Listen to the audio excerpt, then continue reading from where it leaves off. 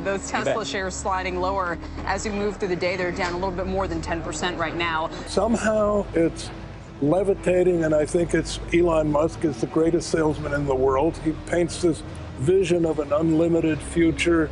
I think they're doomed. I'm skeptical. Private enterprise will not ever lead a space frontier. Tesla's a sell, sell, sell.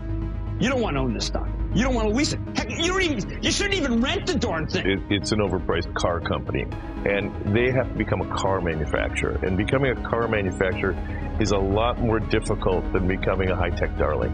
Nothing's working. This is analogous to the Titanic taking on water after hitting the iceberg and then tying up to a freighter that's going down. You know, there are American heroes who don't like this idea. Neil Armstrong, Gene Cernan have both testified against commercial spaceflight in the way that you're developing it, and I wonder what you think of that. I was very sad to see that, because those guys are, those guys are heroes of mine, so it's really tough. Brock, verify range go. Range green. The flight computer has control of the vehicle. A well thought out critique of whatever you're doing is as valuable as gold. When you had that third failure in a row, did you think, I need to pack this in? Never. Why not? I don't ever give up. I mean, I'd have to be dead or completely incapacitated. 8 weeks later, Musk bet the company on another flight. We have liftoff. And this time around, everything worked. Perfect.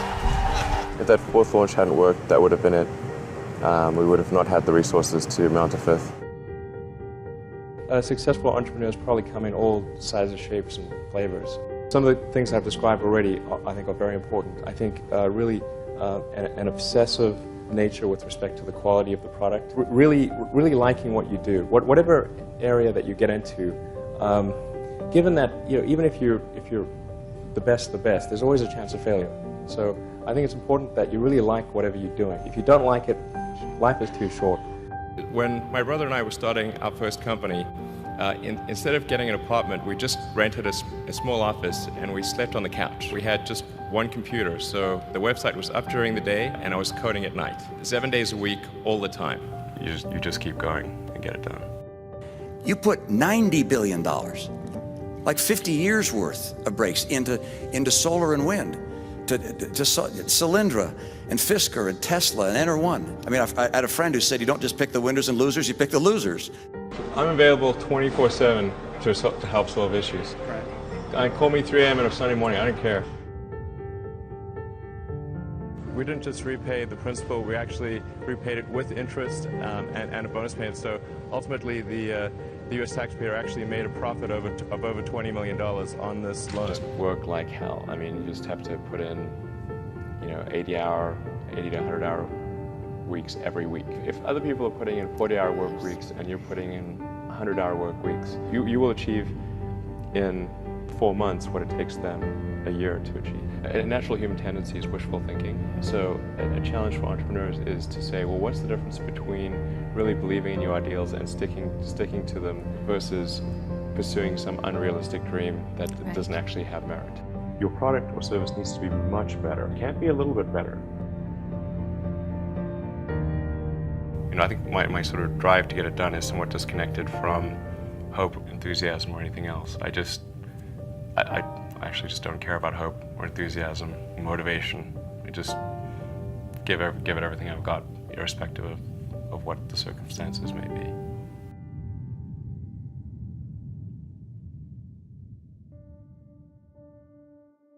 But I think people can choose to be not ordinary. They can choose to not necessarily conform to the conventions that were taught to them by their parents. Yes, I think it's possible for ordinary people to choose to be extraordinary.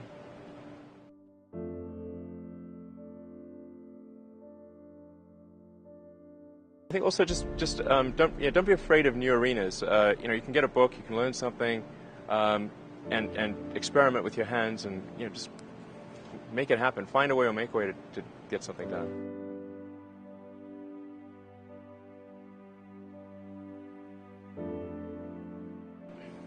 Not being motivated personally by money is not the same as saying that I think SpaceX shouldn't make money. In fact, it's very important that SpaceX is profitable, or we will not be able to earn the money necessary to continue future developments.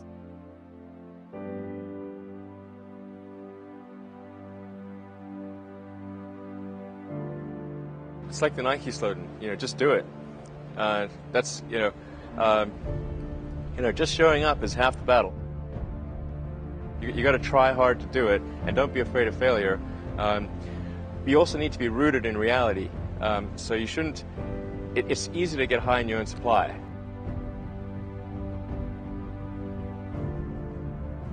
You've got to not be afraid to innovate, but also don't delude yourself into thinking something's working when it's not, or you're going to get fixated on a bad solution.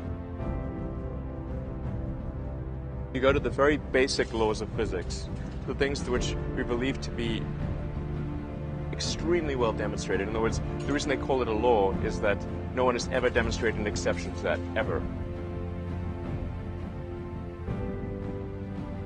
As Edison said, it's 1% inspiration, 99% perspiration. I think it's really a mindset. You have to decide, we're going to try to do things differently. Well, provided that they're better. You shouldn't do things differently just because they're different. They need to be different and better. But I think you just have to sort of decide, let's think beyond the normal stuff. There's this great holy grail potential in the future. You have to stay grounded in the short term. So, because if you don't do things that pay the bills, you're not going to achieve the ultimate long-term objective. But it's nice to have that sort of holy grail long-term potential out there as an inspiration for coming to work.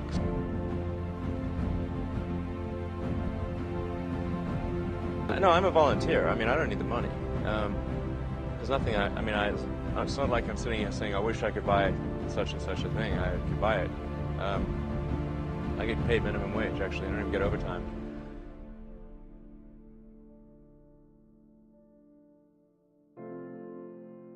But I think people can choose to be not ordinary. They can choose to not necessarily conform to the conventions that were taught to them by their parents.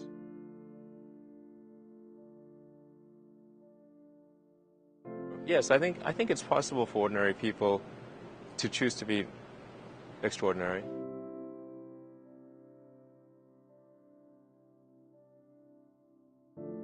Well, it's like the Nike slogan, just do it.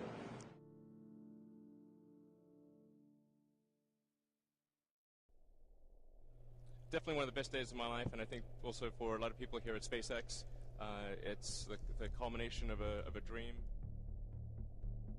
I messed up the first 3 launches. The launches failed. Unfortunately, the 4th launch, which was that was the last money that we had for Falcon 1, the 4th launch worked, or that would have been it for SpaceX.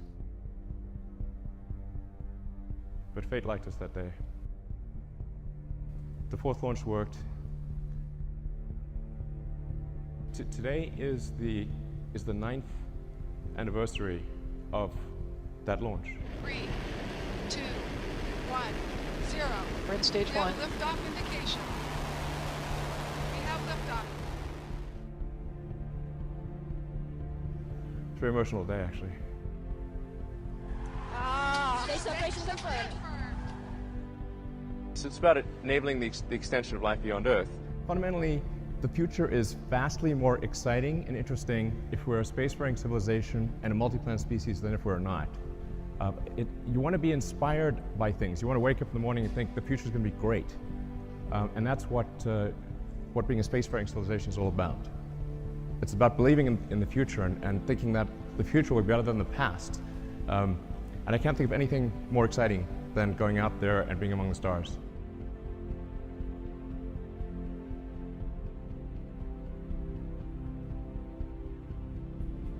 This is the first time in the 4 billion year history of Earth that has even been a possibility. You can have big dreams, but you've got to have some sense of how you can make those a reality. you've got to make sure that success is one of the possible outcomes. Becoming a multi-planet species beats the hell out of being a single planet species.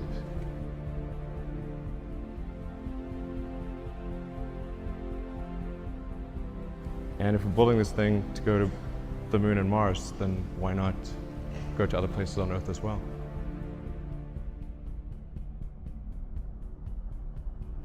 You just have to sort of decide, let's think beyond the normal stuff. When you try new things, you try this idea, that idea, a large number of them are not going to work. And that has to be okay. I'm a big believer in us becoming a space-sparing civilization and ultimately extending life beyond Earth. The extension of life to multiple planets for the first time. Extending life to another planet is a huge quantum leap. The long-term vision is to help make life multiplanetary.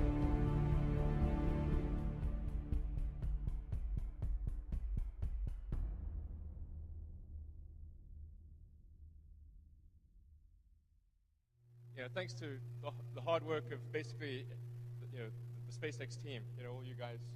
I mean, that's really what got us to orbit there. And there are a lot of people that thought we couldn't do it.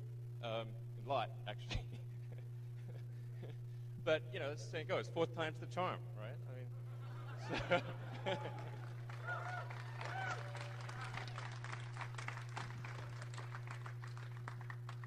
so I mean, this really means a lot to SpaceX. Obviously, I mean, getting to orbit, I mean, that's just a huge milestone. There's only a handful of countries on Earth that have done it. It's normally a country thing, not a company thing. So it's just an amazing achievement.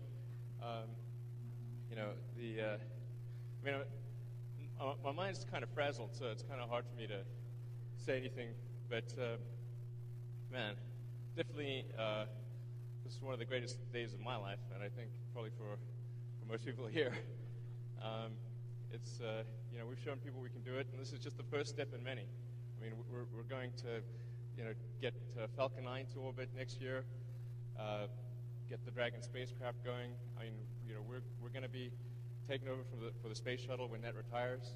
I mean, this is we're going to do a lot of things.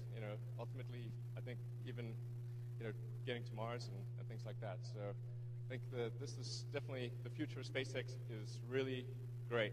I don't know what else to say, because I mean, it's just like so freaking awesome. My mind's blown. So it just except just like to reaffirm, this is just the first step of many, and this really opens the way for us to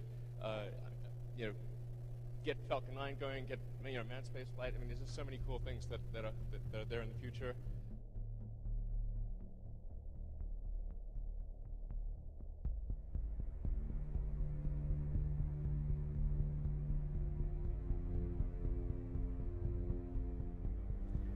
And I'm actually the chief designer of the rocket. I mean, I could tell you, I could redraw that rocket without the benefit of blueprints for the most part. Yeah.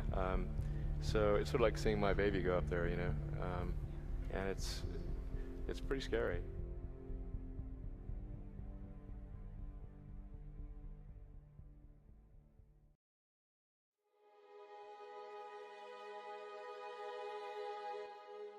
Like, there have to be reasons that you get up in the morning and you want to live.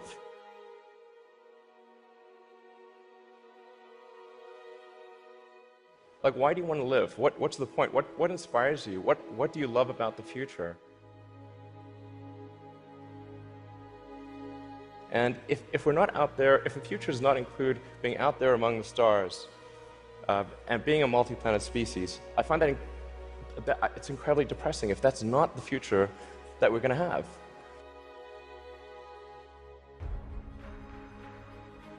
I think I look at the future from a standpoint of the probabilities. It's like a branching stream of probabilities, and there are actions that we can take that affect those probabilities.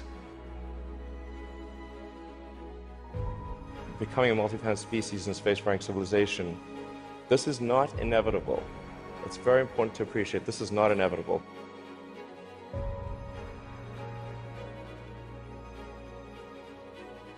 If you look at the progress in space, in 1969 we were able to send somebody to the moon. 4, 3, engine running. Liftoff. We have a liftoff. 32 minutes past the hour. Liftoff on Apollo 11. Tower clear. 1969. Plus 30 seconds.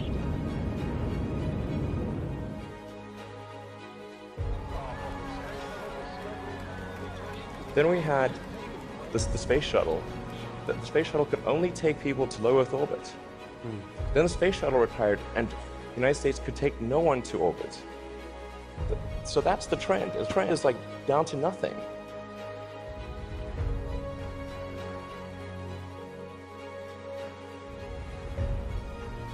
People are mistaken when they think that technology just automatically improves. It does not automatically improve.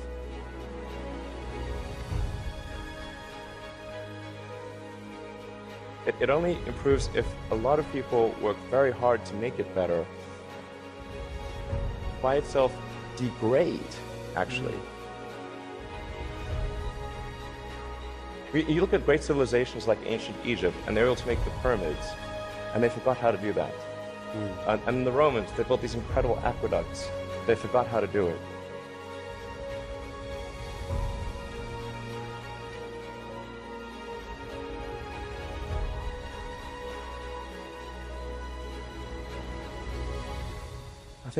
I think the value of beauty and inspiration is very much underrated, no question.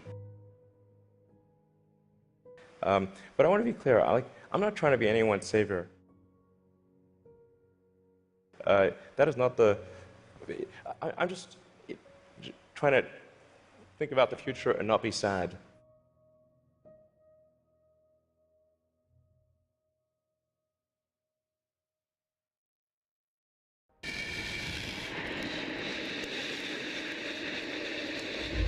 SpaceX has got 5,000 people, and I get a lot of attention, but they really did the work. It's an awesome team.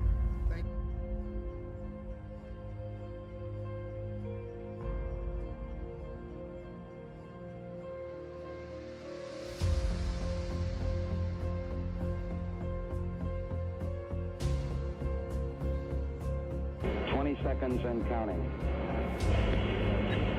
T-minus 15 seconds. Guidance is internal. 12, 11, 10, 9. Ignition.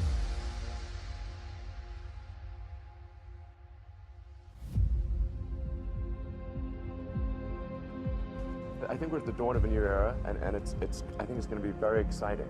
What we're hoping to do with SpaceX is to push the envelope and provide a reason for people to be excited and inspired to be human. We managed to do 3 launches, but they failed. And I actually only had money for 3 launches, but we managed to. That was the original plan. Well, after 3, if we haven't succeeded, well, maybe that should be that's it. But we managed to scramble and put together the parts for one final launch, and it worked.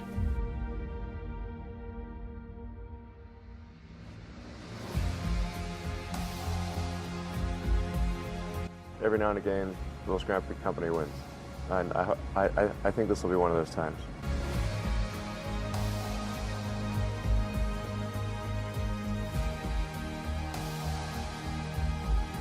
Three, 2, 1, 0. All engine running.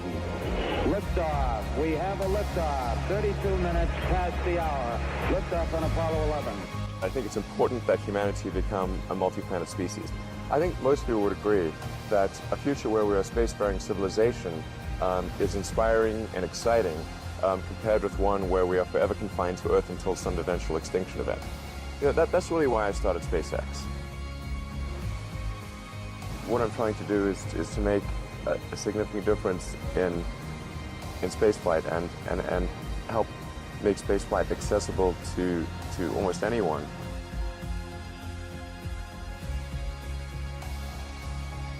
When something is important enough, you do it even if the odds are not in your favor. You know, there are American heroes who don't like this idea. I was very sad to see that because those guys are, those guys are heroes of mine, so it's really tough. You know, I wish they would come and visit and see the hardware that we're doing here. And I think that would change their mind.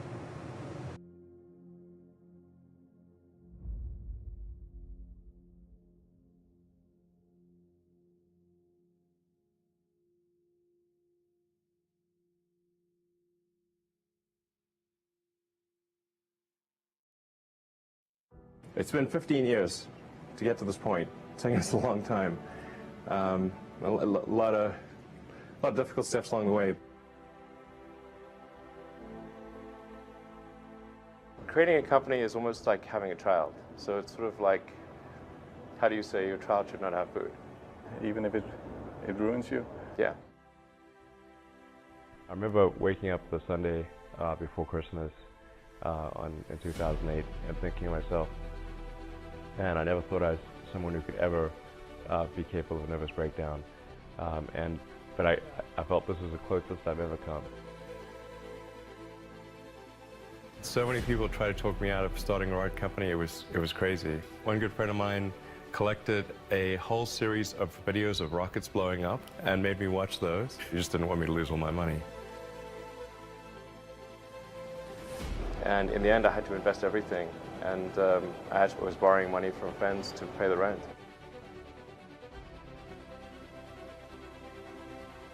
What we'd like to do is to establish a city on Mars and help make humanity a multi-planet species and a true spacefaring civilization. That's the ultimate goal. I'm not saying we will do it, I'm just saying we're going to try. You had that third failure in a row. Did you think, I need to pack this in? Never.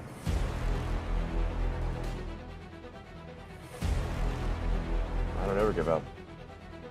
NASA called and told us that we'd won a $1.5 billion contract. If you need inspiring words, don't do it.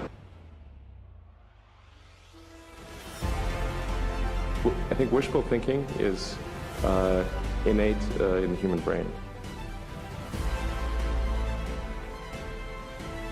Having civilization and life as we know it extend beyond Earth to the rest of the solar system and ultimately to other star systems. That's the future that's exciting and inspiring.